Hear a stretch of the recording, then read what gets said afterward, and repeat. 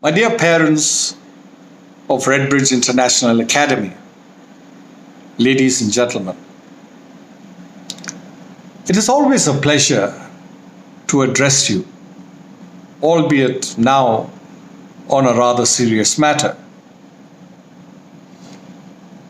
With Covid-19 causing widespread school closures across the country, children are now being provided alternate resources, some online, for their study outside the classroom. Temporary solutions have and are continuing to be devised for remote education, and children, parents, and teachers too are slowly adjusting to this new scenario. Now that children cannot go outdoors, they are left with no choice but to occupy their time with games, social media, and videos. However, it is also important to help them stay focused on their essential learning. We at Redbridge were rather fortunate not to have lost too much time on our work in the academic year 2019-20, as we were affected only for 2 weeks that commenced in the second week in March this year, when Lockdown 1 was declared. By this time, the planned syllabuses in almost all classes was completed, and children were getting readied for their final round of assessments, be it monthly reviews, tests or examinations, which were anyway just a few days away. You may also recall that grades 10 and 12 were in the process of completing the ISC, ICSE and IGCSE examinations with just a few papers to be tested. You will also recall that we immediately made provisions for online instruction for the other examination classes, grade 9 ICSE and IGCSE, and grade 11 IBDP.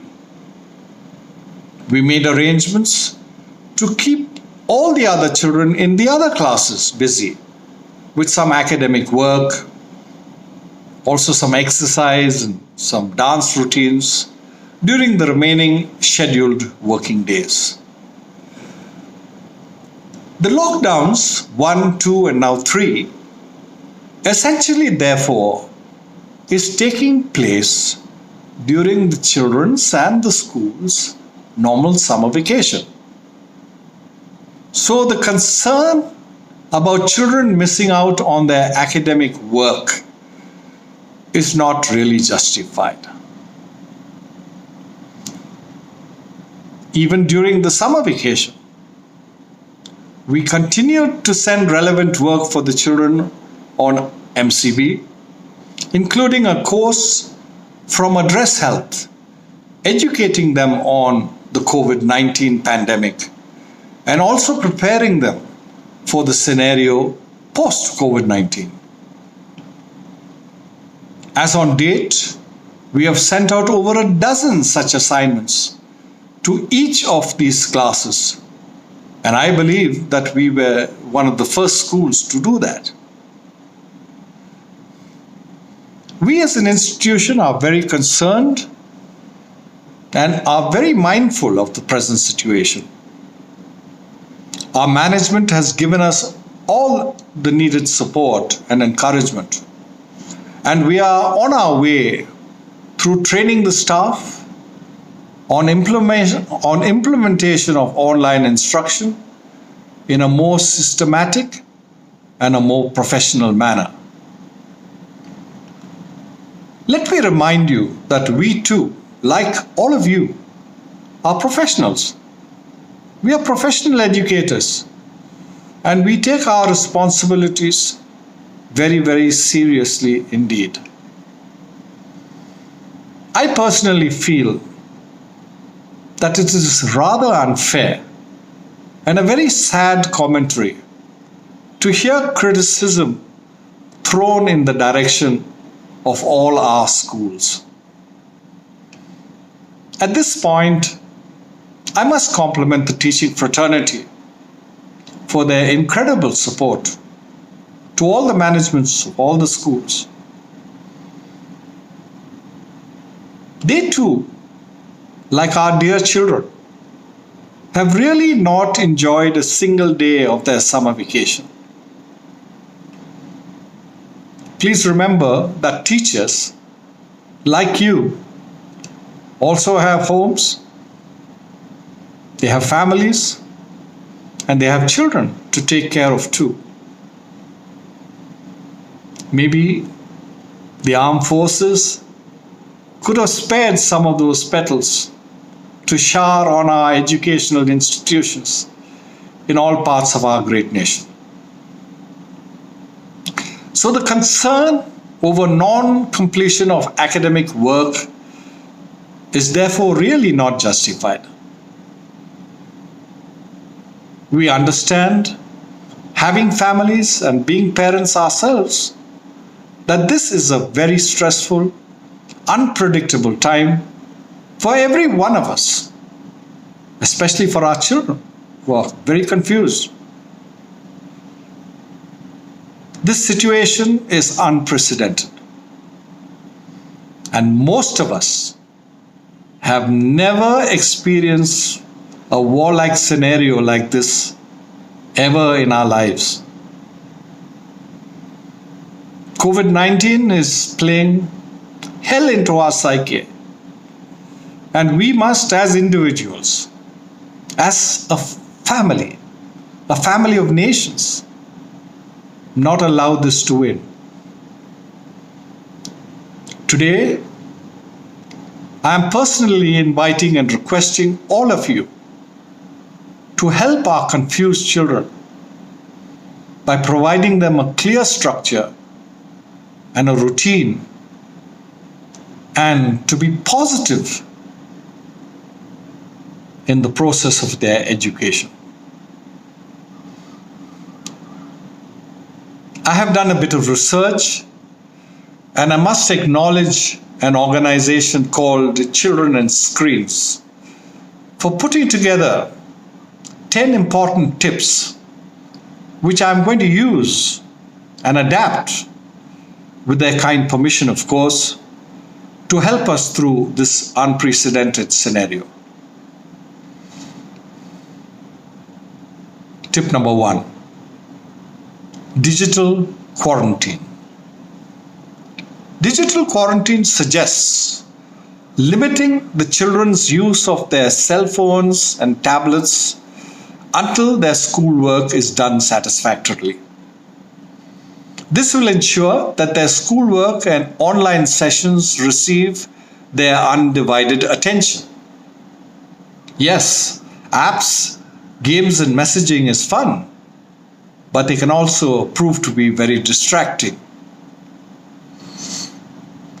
Now, it may not be an option for everybody, but ideally, try to give your children a dedicated device, preferably a laptop, for maximum online learning. Tip number 2. Make space for their learning. Your children will achieve the best work in a quiet, comfortable, and dedicated space devoted for learning. Ideally, this will be a different setup than where they normally play games and watch television. Keep in mind that children will be in this space for some hours every day. So ensure that wherever they are seated, they are very comfortable and away from all forms of distraction. Maybe a cookie jar, water and some fresh juices will be an added incentive for them to stay put. From our side, we do plan to limit the time for academic work, keeping in mind the age of the children. The older the child, the longer and more intense the session. But here again, within reasonable limits. Tip number 3, you must monitor the monitor. Parents must ensure that your children's level of interest and engagement is focused on this new schedule. And the easiest and simplest way is just to observe them. Look at your child's eyes to see if they are following the text on the screen.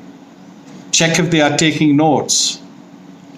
All sessions will have feedback and worksheets. Ensure that they complete them. You must monitor the child. Either you must do it while you work from home, or maybe you are fortunate to have your parents with you, or you may also have a shadow to a responsible adult who you may employ just for this purpose. If you find your child is not engaging or not able to keep up with the schedule, immediately contact the school or preferably the concerned teacher for support. Sometimes the problem can be technical, like a software glitch or an unresponsive camera or loss of audio. And I'm sure once that is rectified, the child can redo the lesson because every session will be recorded at our end.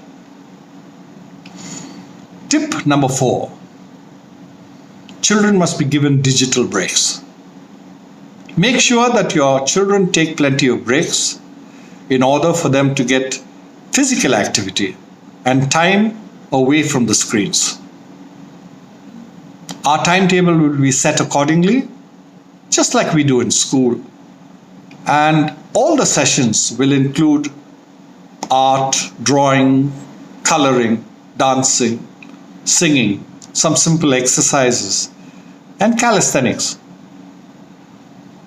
We will also include some short breaks, giving the children time enough to stretch their legs, have a snack, or just breathe some fresh air.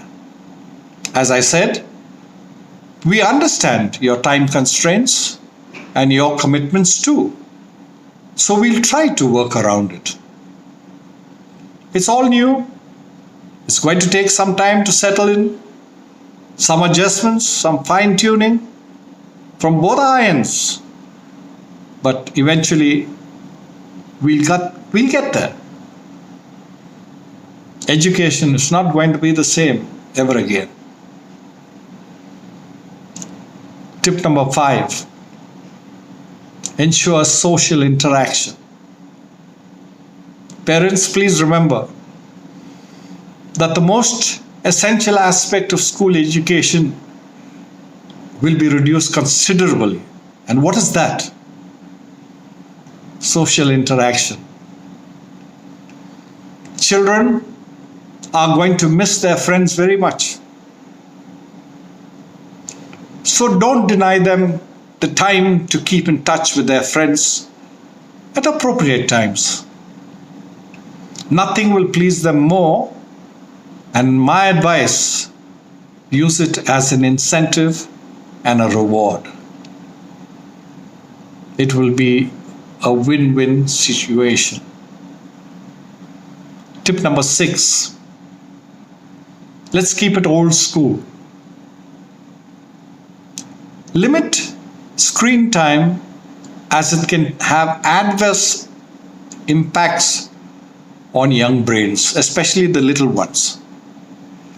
Our teachers have been advised and are also aware of the type of work and activity to prepare for the little ones, particularly our babies from pre-nursery to grade 2.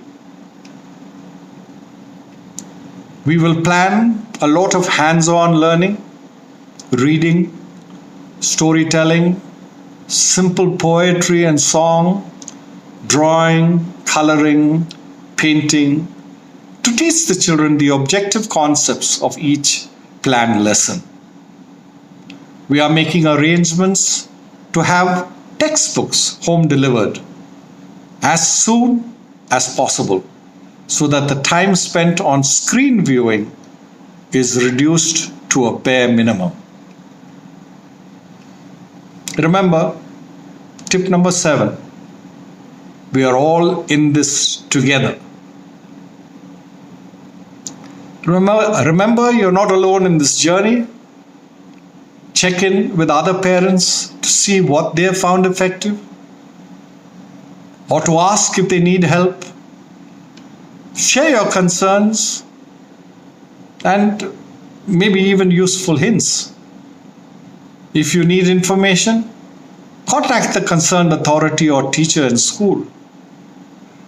It is important that all of us work together as a community for the good of our children and of our families. Tip number 8. Plan your work and work your plan. Good planning can relieve stress for both children and parents. Hence, the timetabling and scheduling will be week on week, and you will receive the schedule a few days in advance. As I said earlier, there will be the initial teething problems, but we'll work it out together. I repeat, together, and we'll eventually get there.